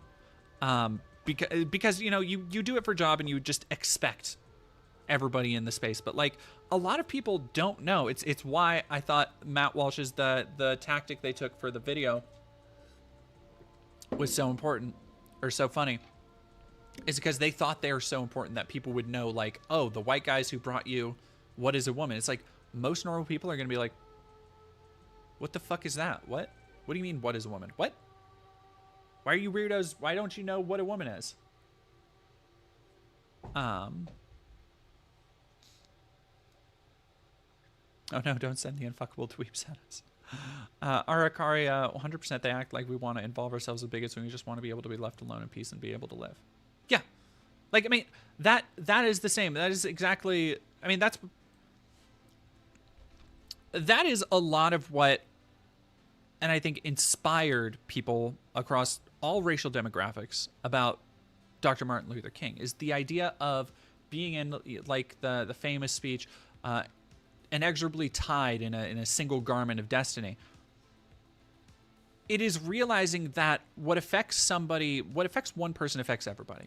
You know, like racism, it ties into that poem that goes around of like, oh, they came for the Jews and I wasn't a Jew, so I didn't speak up. It's that extrapolated to the nth degree, where it doesn't just become about one person or one group, or, you know, right now Nick Fuentes is talking about black people and Jews, but, like, okay, if Nick Fuentes got what he wanted, what's next?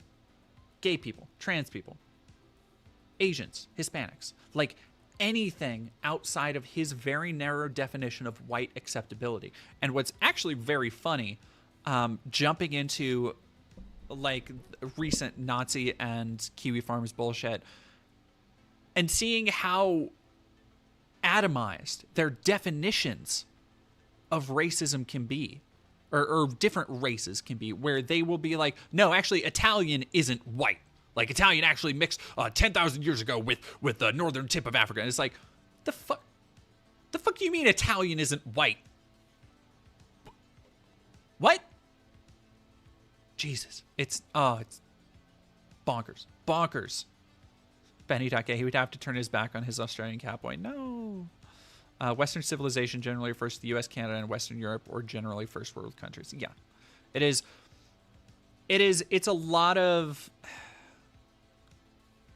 I mean, it depends on how it's used, because Western civilization, in a very dumb way, a lot of people also conflate it with like Greco-Roman culture, and more in terms of like, oh, white people built, you know, society and statues and all that dumb bullshit 1,000th years ago. Yeah, exactly. M. Yugimoto, Nazis will simply keep going to the next group because nothing is good enough, and will keep going till no one is left. And I think that is, like, that's kind of the best secret weapon to use against people like Nick Fuentes, is the fact that he is unable, terminally almost unable, to find common ground with other conservatives, like people like Ben Shapiro. Like, he can't not be so explicitly racist that even other racists don't want to be near him. And that is, I really feel how so many of these movements are starting to kneecap themselves, where they are so extreme and they jump the gun into either further extremity that they can't help but start isolating themselves from other conservatives who are like, oh no, I don't know about that now. Yeah, exactly, Homelander. That's how fascism eventually eats itself alive. Which, like, you know, I kind of think that's what's happening to Nick. And he can have his buddies who have their podcast where they talk to 9.27K subscribers, but it's like, what is that really going to get him on the big stage? All right, what's good for our people? Okay, let's get to that. Our people. And you know, when he says our people, he means height. He means mayonnaise.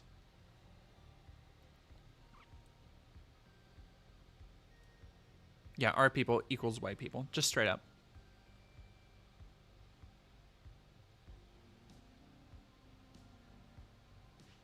Why are you not? Okay, whatever. Either way, I think I've had he means crackers. I've recently somebody, I don't remember where I got it, but somebody was using crackers as like a synonym for like crazy. And so I've been thinking to myself, that's crackers. Like if somebody were to be like, yo, that's crazy, I would be like, yo, that's crackers. Which I think is just very funny. I think that might be a British slang thing. Or I could have just made that up. Who knows? But really quick, let's transition from one Nazi to just another dipshit.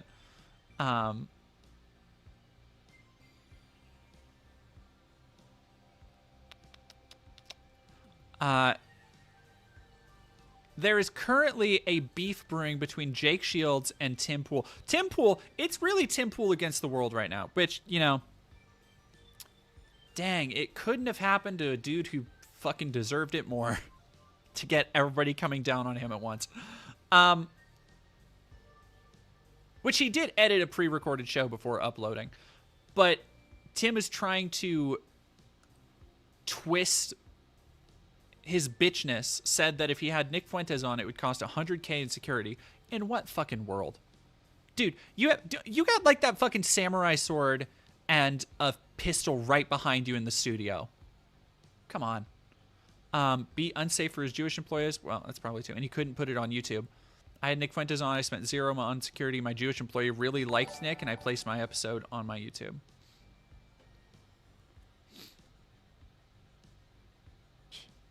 You heavily edited it, to be fair. Tim Casson live and can't censor every time someone says Jewish or Israel.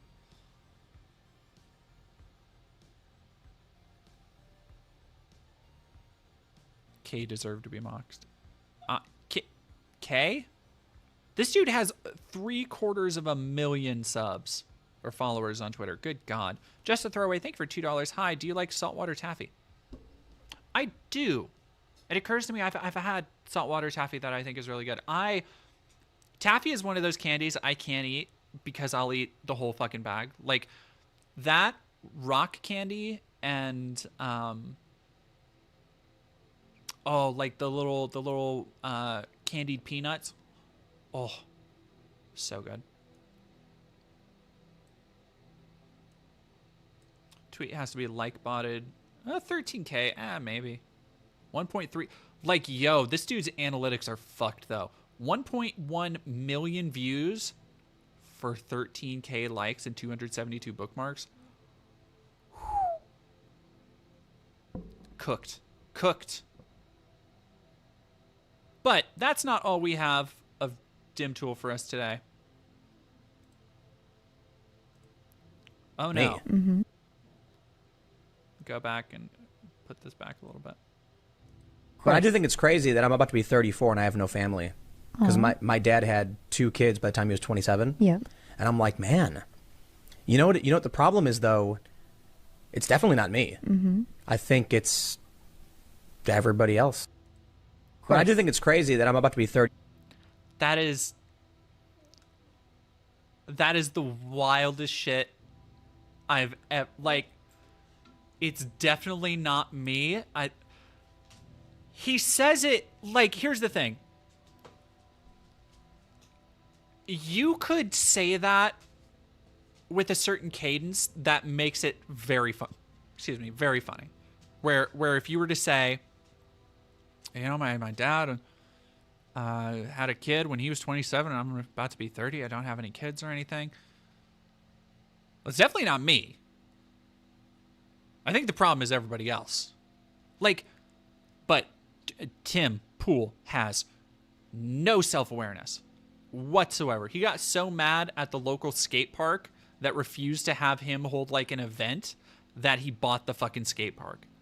Like, he is, I do not understand how his platform has gotten as big as it has. He is so fucking boring. If you, I don't want to, I can't outdo it, which is why I'm never going to do a piece on Tim Pool. But Cody Shody, Some More News, did a amazing deep dive into the history of Tim Pool, including stuff I didn't even know. Like, he started off as a shitty, not that Vice was shitty, but he was shitty at being a Vice journalist. Yeah, amazing video. If you like my stuff and somehow you don't know Some More News, go check it out. Oh yeah, Timbo on Toast has some really good Tim Pool stuff too. And then there's also this. So Tim is threatening now. Tim just cannot catch a break. He's getting it from all sides. He's getting it from not having maidens. He's getting it from the Nazis. And now he's getting it from Kamala. Kamala HQ on August 31st saying, Trump operatives say their Project 2025 plan is to give Trump total unchecked legal power so they can jail and execute those who don't support Trump if he wins. They have since scrubbed this video from YouTube. Tim Pool responds, I have engaged legal counsel. We are preparing to take action. More to come. Please, Tim. Please, Tim. Oh, God. Mother in heaven, please. Christ on a cracker and a crouton. Keep me posted. Please, please keep me posted. And let's see what they said that got them so heated. Should Democrats be in jail? No question. When Donald Trump gets elected, should he start locking them up? No question. Should there be lists of Democrats that need to go to jail? 100%. And the reason for that is they've committed crimes. We need to make sure that when Donald Trump wins, we've got an attorney general, a deputy attorney general, a head of the CIA and the FBI. Kash Patel would be fantastic. We can have attorney general. There's some names floating around. Kash and then Patel. they can start having...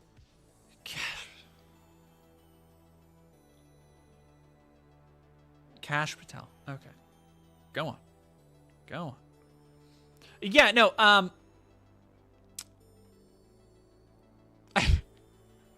I think if you're going to go and try and sue somebody and say, hey, I didn't say this, and the very first thing you have to hand in discovery is a video where you say it, I think you might be cooked, Tim. I think you might be a little bit cooked.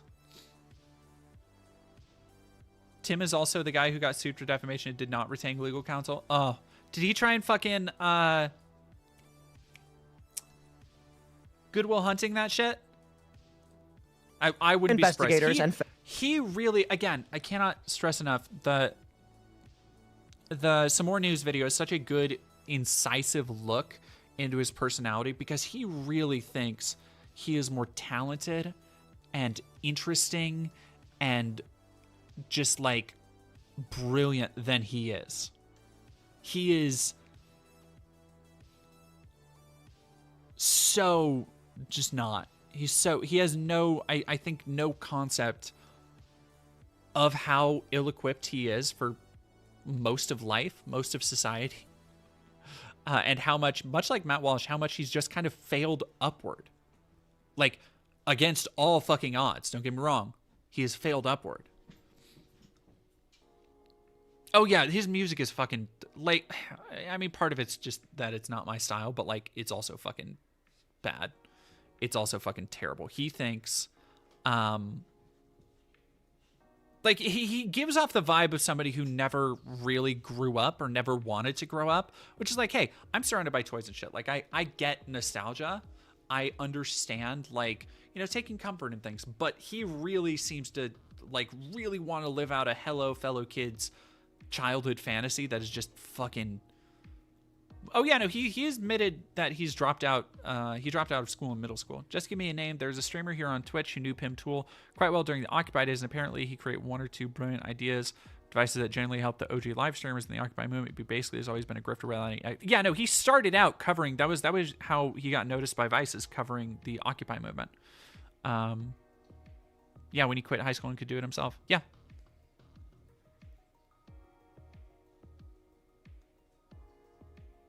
It's like, even if he can skate pretty okay, it's still, he just has the most poser fucking vibe. No, he's almost like, what, 40?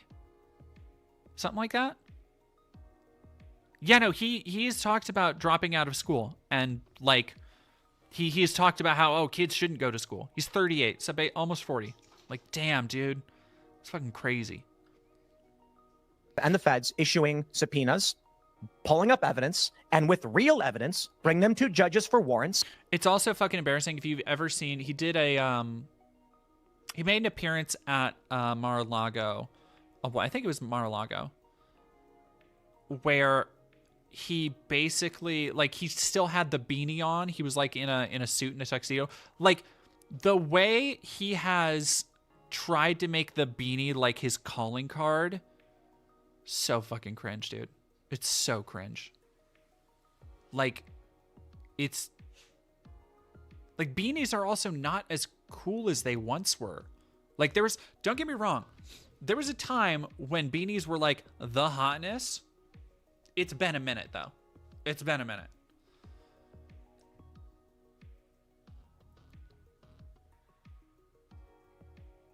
Tim went to Istanbul and has issues about going bald, and he didn't get plugs. What the hell, Tim? Ruined the beanie look. Is he hiding something under his... I think he's just like Double D from Ed, Edd n Eddy.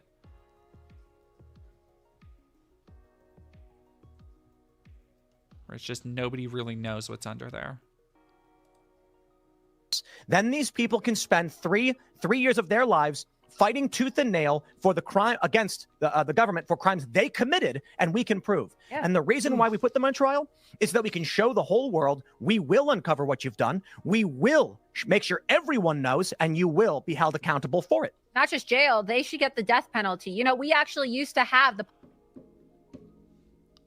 Oh, I didn't realize it was that clip. I didn't realize, oh my God. Oh, man. I didn't realize this was the Loomer clip that they had to take down. They basically... So for those people who don't know, this clip, Laura Loomer was on and said the death penalty shit, and they immediately cut off the stream and deleted the video. Because Tim has been so often... Let me see.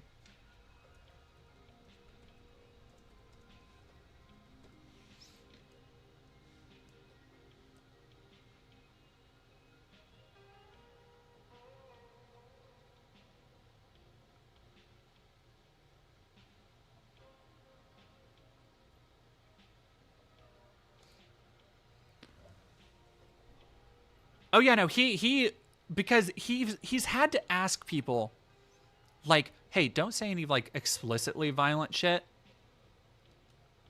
But yeah, let's. He doesn't like the fact that he has been. The funny thing is that your debate with Tim is probably going to have derailed both shows. Yeah. It's going to derail his show because he's going to be dealing with this mentally for a long time, and ours because we're not going to do anything other than play that sound drop. Because you're having real conversation. This is why we never get invited anywhere. I know. I mean, all right, so let's play that clip before, you have to go, just to give people a teaser before we get into it, because... All right, set it up. This is obviously the thing that went viral, where I was probably around an hour and 15 into the 2-hour debate. And we should say this, hold on. Yeah. You thought thought the thing was going to be pre-taped. Originally, we thought it was live, yeah. right? And then he told me it was going to be, they told us he was going to be pre-taped. And then when I got there, he said, oh, we're going to do it live. And I was like, okay, I was expecting something like this. Because they didn't want, any sort of assistance or something like that? Like, what do you think I don't know. I think it was really to get in my head about it. And frankly, when you told me it wasn't going to be live, like the day before, I'm like, ooh, because I thought about honestly recording it on my phone just to make sure they didn't edit anything out. So I was happier for it to be live because it meant that there was not the ability for them to hide anything embarrassing that happened. So I don't know what his mentality was when he switched up last minute, but whatever. It's just the kind of mind games that happens. You were going to be on like a beanbag chair or something? It was the Culture War podcast thing. So I thought it was going to be more in the format of what he'd been doing with the Culture War show, because I checked out and he'd done one with Carrie Lake and Vivek Ramaswamy. And put him on a beanbag? Well, I saw the beanbag set on the other side of the room, but this was the normal set. And those interviews with Carrie Lake and Vivek Ramaswamy, he didn't have a little research assistant challenging them. He did not. So that was something he brought in from, I guess, traditional Timcasts, which is they do have, when they had Lance or Binder on, multiple right-wingers ganging up. Now, why do they do that? Why does Tim do that? Does Tim do that to pretend like he's somehow in the center? That's what he wants to do, I think, clearly. But that was what my goal was going into this, I wanted to nail him down on a few things. I wanted to see if he could expand on why he likes Trump over DeSantis for these incredibly specific reasons, like regarding AI usage, of images, which I find to be pedantic, which is kind of Tim's thing. Other things surrounding his past statements about the 10-year-old who had to get an abortion, and this, which I didn't expect that this would be the thing that would get him to finally lose it, but I saw him getting more and more emotional as the debate was going on, because my mentality going in was I'm going to be as calm as possible, because what they want is to trigger a leftist and to get a meltdown, and instead we got Tim's meltdown. Whoopsie. So this was the moment where I knew I just had to sit back and honestly kind of let him go. And do we want to give people the context for what you're talking about here? Yeah, I mean, the shooter who was a neo-Nazi with a swastika tattoo in Allen, Texas, had posted 4 screenshots of Tim's show on his social Elijah media. Schaefer. And I'll just say it's not a mystery why a neo-Nazi would be watching, particularly Elijah Schaefer. Yeah. Tim Pool can address it. We should go into that a little bit more tomorrow. We're just doing the fun part today, but we'll go into some of the issues a little bit more. Low-res scan. Yeah, so this was the big viral moment, though, and we'll just go. Well, it speaks for itself. Race specifically. No, he's a neo-Nazi Hispanic shooter. Right, but Tim called it a false flag and then corrected himself the next day and then said he thought it was... Pause it. Let me just also say, I remember this moment, and I was like, why does this guy keep saying he's a neo-Nazi Hispanic shooter? Because half their audience thinks that's a complete paradox. Yes. Right, that you can't have... But we should go back a little when I first bring it up to him. I just thought that was a... That's fine. I thought that was an interesting sort of tick. Okay. That he really wanted what he would perceive as the race or the ethnicity to be mentioned about that. I thought that was an interesting tick that occurred to me. Yes. Yeah, very obvious too. And all you can do is laugh and say, it's because you get some guy posted one thing one time, and that's the only argument you have. Did you go to the time codes that were in that episode? Because I did. I ran this down, and one of them was a clip of Elijah Schaefer. And weirdly, for this neo-Nazi Hispanic shooter, it's Elijah saying that we shouldn't be emphasizing race specifically. No, he's a neo-Nazi Hispanic shooter. Right, but Tim called it a false flag and then corrected himself the next day and then said he thought it was funny after a mass shooting. I think that someone told you to say this, and you don't actually know what you're talking about. I think that it's not shocking that you think that based on my joke. Okay, you're not saying anything anymore. But I screen grab because I do YouTube clips, so I will screen grab a time code so I know where to go later. So when I saw that, I knew, or I had a feeling, because obviously he's dead. So, or was he captured or was he killed? I think he was killed. Yeah, so he's dead, so he can't tell us. But I think what's really funny about this too is that neither one of them know and I'll be honest, I don't know I don't recall the details of this at all. I don't know this story. I was more or less hearing it for the first time. But that's what somebody who told Emma to say all this. Yes. Well, yes. But it also strikes me, it also sounds like I also told these two guys what to say because they don't know any of the details either. But I just want to say, the lighting in the studio. So really quick, I am going to get ready to go. The entire reason, God, I'm such a fucking bad streamer. I forgot to tell everybody this. The entire reason I wanted to stream earlier today is that I'm meeting my partner for a earlier dinner than usual. Oh yeah, my dog has such a hard life, y'all. She's just rolling over like nobody loves me, even though I've been giving her pets here, and I took her for a walk before this, and I feed her and put food in her belly, pet the baby. The baby she gets plenty of pets. Don't you worry. But we are gonna go. We're gonna go. Actually, Tomboy Succubus. Bratty is going. My dog is she's a pity lab. We're gonna go raid because it seems like, yeah, Hassan doesn't need more of me. It seems like pretty much everybody else is like just chilling today on the stream. So we're gonna go raid Bratty, and please go like and sub. They're trying to get more into streaming, and they do a wonderful job. And yeah, I hope you all have a wonderful rest of your day, and be sure, if you can, to give some at the links provided, because people need help. And while I definitely appreciate everything people have given, please go if you can give to people who need it more than I do. And we are gonna. Oh, and they fixed the. I'm just noticing it. They fixed the. I don't. Why is it taking so long to?